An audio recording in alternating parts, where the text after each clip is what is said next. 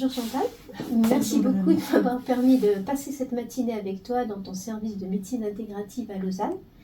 Donc si tu permets, moi j'aurais quelques questions à te poser par rapport à cette matinée hyper riche. Et la première, j'ai entendu beaucoup parler ce matin de médecine psychosomatique. C'est quelque chose qu'on n'entend pas vraiment en France. Est-ce que tu peux en dire deux mots s'il te plaît? Oui, donc en Suisse, on a une formation certifiante qui permet d'avoir un titre de sous-spécialiste en fait en médecine psychosomatique, qui inclut en fait avoir fait une formation théorique et pratique dans le domaine de la médecine psychosomatique. Donc les formations à laquelle moi je participe pour la Suisse romande, on forme les collègues en termes de maladies psychosomatiques. Ça veut dire vraiment la perspective, autant comment la psyché va interagir avec la santé physique, que comment la santé physique va intervenir dans la santé mentale. Donc vraiment ces correspondances. On a une journée par exemple sur la chronicité, une journée sur la douleur chronique, une journée qui est plus sur les troubles alimentaires par exemple. Enfin voilà, il y a des journées vraiment sur toutes ces maladies où il y a une interaction entre corps et esprit. Très bien. Et alors, peut-être tu peux te présenter, puisque tu es la responsable de ce service de médecine intégrative qui a ouvert en 2019, hein, tu me disais. Moi, je l'ai repris en 2019, voilà. Il a ouvert en 2015. Et il a commencé à offrir de la pratique clinique, donc vraiment des soins aux patients à partir de 2017. D'accord. Donc on a un passé qui est très court, mais très fort sur, au début, juste un centre qui devait faire de l'enseignement et de la recherche. Et ça reste parmi nos missions. Donc on a vraiment les 3 missions académiques de servir le patient, enseigner à la prochaine génération et faire de la recherche. Oui, j'étais très impressionnée par l'équipe de recherche que tu as, 6 équivalents temps plein en fait dans cette unité qui est quand même pas très très grande. Comment est-ce que tu arrives à recruter autant de personnes qui font de la recherche pour la médecine intégrative?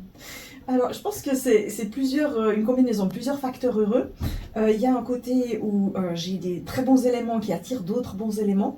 On a une belle ambiance et puis je crois que la jeune génération, plus que peut-être le thème, a envie de travailler dans un environnement qui les passionne. Et puis, on arrive à transmettre aussi la passion du thème. Donc, il y a vraiment ce côté d'une médecine plus inclusive qui les intéresse. Mais c'est vrai que venant de la biologie, au fond, beaucoup d'entre eux n'ont peut-être pas forcément l'idée de qu'est-ce que c'est la médecine intégrative et la découvrent avec nous, appliquée, en voyant qu'on a une interaction particulière avec les patients, qu'on amène des techniques thérapeutiques qui sont intéressantes et qui, je crois, correspondent aux idéaux de toutes les personnes qui viennent travailler chez nous. Donc finalement, ça match à plusieurs niveaux. Aussi, on a eu la chance d'obtenir des financements de recherche, évidemment, ce qui sont nécessaires pour avoir une équipe de cette taille-là. Très bien. Dernière question, Chantal. En fait, moi j'étais impressionnée ce matin par cet aspect très multidisciplinaire que vous avez dans ton équipe et notamment par cette absence de distinction entre les compétences du médecin, des infirmières. Tout le monde est vraiment très autour de la table et participe activement. Comment ça peut s'organiser ça? Ça s'organise en faisant beaucoup de colloques interdisciplinaires où on discute en fait des cas et où on fait monter les compétences des uns et des autres. Donc c'est vrai que sur tout ce qui est question de diagnostic, on a beaucoup travaillé avec les équipes et de réflexion aussi, par exemple, sur qu'est-ce que c'est la spécificité de l'approche qu'on amène. Je crois que les thérapeutes, au départ, chacun est peut-être très convaincu de sa thérapie et ce qu'on doit travailler, c'est qu'est-ce que ça a de spécifique, qu'est-ce qui est plus que juste aller tenir la main du patient. Et ça, c'est quelque chose qu'on a vraiment travaillé en interpro, en interdisciplinaire, de se dire, ok, l'hypnose, comment je l'amène, qu'est-ce que cet outil amène dans cette situation-là, est-ce que c'est le meilleur outil ou pas?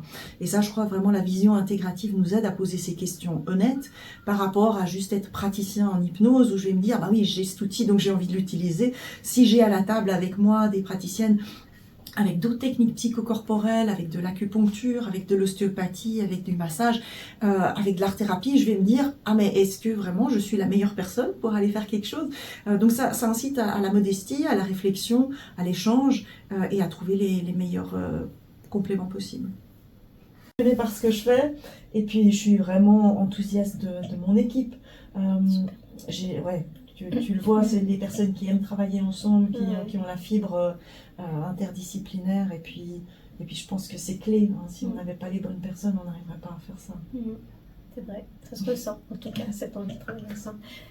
Bah écoute, merci beaucoup.